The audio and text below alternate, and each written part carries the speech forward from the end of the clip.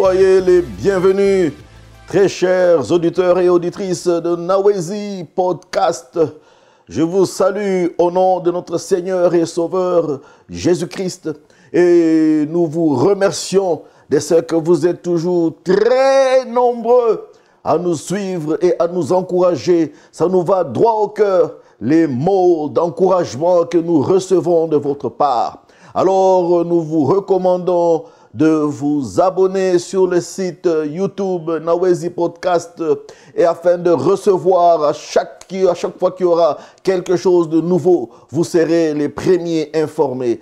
Diffusez, partagez avec vos amis ceux que vous aimez afin que eux aussi soient bénis. Alors le message d'encouragement de ce jour, c'est la bénédiction qui rend riche.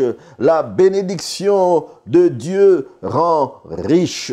La bénédiction, je veux parler simplement à quelqu'un, c'est quelques mots d'encouragement. Alors nous allons rapidement rentrer dans le livre de la sagesse divine, le livre de Proverbes 10, au chapitre 10, le verset 22 qui dit « C'est la bénédiction de l'Éternel qui enrichit. » C'est la bénédiction de Dieu qui enrichit. Et il ne la fait suivre d'aucun chagrin. Lorsque Dieu bénit, lorsque Dieu te bénit, lui qui t'a béni ne peut pas faire suivre une bénédiction par un chagrin. C'est impossible. C'est ce que le sage Salomon nous dit dans le livre de Proverbes. Quand Dieu bénit, il est quasiment impossible que le chagrin vienne après. Lorsque Dieu bénit, ça doit apporter la joie. Ça doit apporter le bonheur, ça doit apporter le plaisir, ça doit apporter le désir de servir et d'adorer Dieu. Ça doit susciter des louanges envers Dieu. Ça doit susciter des applaudissements, des acclamations. Ça doit susciter les regards. Ça doit susciter le désir de connaître ce Dieu qui bénit. Donc, il est quasiment impossible que Dieu bénisse et qu'après la bénédiction, cette même bénédiction devient amère et que cette bénédiction crée un chagrin. Alors, il faut se poser la question, si tel est le cas, quelle est réellement la source de cette bénédiction? Parce que quand Dieu bénit, lui-même, il s'assure qu'après la bénédiction, il n'y a pas de chagrin. Alors, nous savons que nous sommes bénis. Quand je parle de nous, c'est nous, les enfants de Dieu. Qui est enfant de Dieu si ce n'est celui qui a accepté le Seigneur Jésus-Christ comme Seigneur et Sauveur? Nous sommes bénis en quelqu'un, le patriarche Abraham. Regardez ce que nous dit Genèse 12, le verset 13. « Je bénirai ceux qui te béniront. » Ce sont des promesses d'alliance. Dieu est en train de faire une alliance avec le patriarche Abraham. Et cette alliance, elle est nôtre aujourd'hui. Alors il dit « Je bénirai ceux qui te béniront. Je maudirai ceux qui te maudiront. » Et toutes les familles de la terre seront bénies en toi, en Abraham. Toutes les familles, pas une partie, toutes les familles. Tu viens d'une famille, je viens d'une famille. Donc, je suis béni, je suis béni. Plus encore, comme je suis né dans la famille de Dieu en Christ. Donc, je suis réellement béni de la bénédiction d'Abraham. Genèse 22, le verset 18, dit essentiellement la même chose. Donc, Dieu répète deux fois la promesse de l'alliance. toutes les nations. Donc il ne parle plus de famille. Maintenant, Dieu lui-même parle des nations. Il dit, les nations, toutes les nations de la terre seront bénies en ta descendance. C'est dans la descendance d'Abraham que l'on verra la bénédiction, que l'on verra la bénédiction. Souvenez-vous, regardez ce que j'ai dit au début. La bénédiction de Dieu enrichit, et cette bénédiction, il ne la fait suivre d'aucun chagrin. Donc, si la nation, si la famille, elle est bénie réellement en Christ, donc, dans cette nation, dans cette famille, le chagrin ne peut pas se présenter parce que Dieu est celui qui bénit lui-même. Il est celui qui s'assure qu'après la bénédiction, il n'y a pas de chagrin. Alors, je suis venu parler à quelqu'un. Si réellement la bénédiction vient de Dieu, tu ne peux pas, le chagrin ne peut pas se présenter parce que tu es béni. Mais pour que tu sois réellement béni en Christ, il faut que tu ouvres ton cœur, que tu acceptes Jésus-Christ comme Seigneur et Sauveur. Voilà ce que la Bible dit par rapport aux vrais descendants d'Abraham. Dans Galates 3, le verset 27 à 28, en effet, vous tous qui avez été baptisés en Christ, vous êtes revêtus de Christ. Il n'y a plus ni juif ni non-juif. Il n'y a ni esclave ni libre. Il n'y a plus ni homme ni femme. Donc il n'y a pas de distinction, il n'y a pas de différenciation.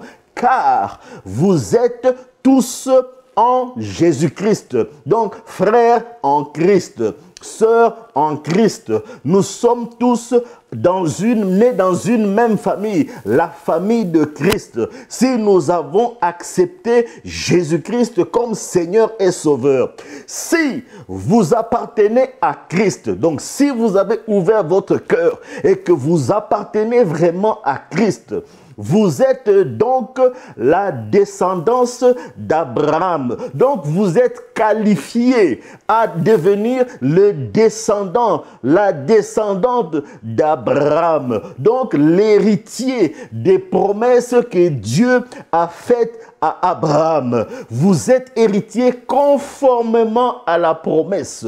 Donc l'alliance que Dieu a conclue avec Abraham et sa descendance, automatiquement par Jésus-Christ, nous bénéficions, nous rentrons dans cette bénédiction. Comment peux-tu rentrer dans la bénédiction du Christ et puis le chagrin se fait suivre après? C'est impossible. Lorsque tu rentres dans la bénédiction du Christ, lui, il s'est fait malédiction pour que toi et moi, nous soyons bénédictions. Donc, nous sommes des bénédictions. Nous sommes des sources de bonheur. Nous sommes des sources de joie. Nous sommes des sources de plaisir. Nous sommes des sources de gaieté. Nous sommes les sources. Dieu fait de nous des sources. La bénédiction de Dieu n'amène pas le chagrin. La bénédiction amène la joie.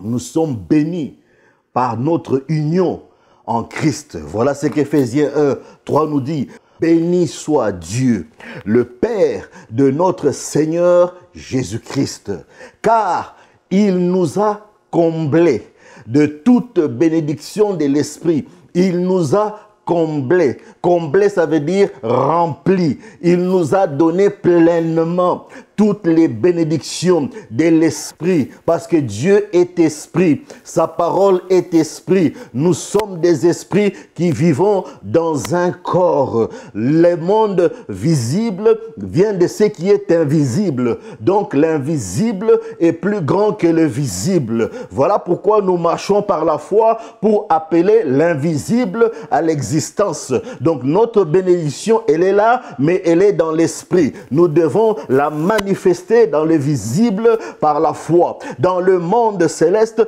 en raison de notre union, en raison de notre union, parce que nous sommes unis au moment où nous acceptons Jésus comme Seigneur et Sauveur. La parole de Dieu dit que nous devenons unis, unis avec le Christ, unis avec le Christ. Lui, le Christ, a déjà été accepté, par Dieu. Souvenez-vous, quand il est sorti de l'eau du baptême et que l'Esprit est descendu, une voix se fit entendre. Il dit, celui-ci, il est mon Fils bien-aimé, en qui j'ai placé toute mon affection. Écoutez-le. Ah, la même voix s'est fait entendre à la montagne de la transfiguration. Ah, dans la nuée, l'apôtre Pierre a entendu cette voix qui dit, ah, celui-ci, il est mon Fils bien-aimé, en qui j'ai placé toute mon affection. Écoutez-le. Donc, la bénédiction, elle est en Christ. Parce que la Bible dit qu'en Christ subsiste pleinement tout ce qui est en Dieu. Toute la divinité, tout ce qui est en Dieu se trouve en Christ. Puisque je suis en Christ, puisque tu es en Christ, puisque nous sommes en Christ, automatiquement, nous sommes unis à la bénédiction de Dieu. Oh là là, nous sommes unis. Si tu es uni à la bénédiction de Dieu, le chagrin n'est pas ton partage. En conclusion, chaque domaine de ta vie est béni en Christ. Donc, il n'y a aucun chagrin. Je le répète, chaque domaine de ta vie est béni en Christ parce que tu es en Christ. Donc, il n'y a aucun chagrin dans chaque domaine de ta vie. Dans ton mariage, il n'y a pas de chagrin. Dans tes finances, il n'y a pas de chagrin. Dans tes études, il n'y a pas de chagrin. Dans tes projets, il n'y a pas de chagrin. Dans les affaires, il n'y a pas de chagrin. Dans ta postérité, il n'y a pas de chagrin. Dans ton travail, il n'y a pas de chagrin. Dans ta famille, il n'y a pas de chagrin. Il n'y a pas de chagrin parce que tu es béni de toutes sortes de bénédictions dans les lieux célestes en Jésus-Christ. Ce message est pour t'encourager et te dire que tu es réellement béni, que tu es béni. Si le diable t'a accablé avec le chagrin, alors je lève ma main en tant que serviteur de Dieu. Je décrète et je déclare que le chagrin puisse disparaître de ta vie par l'autorité du nom de Jésus maintenant. Que tu sois libre et que la joie de l'Éternel puisse remplir ta maison. Que tu sois comblé de toutes les bénédictions en tant que descendant et descendante d'Abraham. Alors tu te dis, pasteur Christian, moi aussi, je souhaite vivre dans cette bénédiction. C'est un don gratuit de Dieu. Mon frère, mon ami, ma soeur, c'est gratuit. Ouvre ton cœur. Prie après moi. Seigneur Jésus, je t'ouvre mon cœur. Je te reçois comme le Seigneur et le Sauveur de ma vie. J'ai longtemps mené ma vie par moi-même. Maintenant, je me soumets totalement à toi. Oh, mon nom est désormais inscrit dans le livre de vie par le sang de Jésus. Je quitte la famille de Satan et je rentre dans la famille de Dieu. Je suis une nouvelle création, une créature qui n'a jamais existé auparavant. Je te bénis, je te remercie.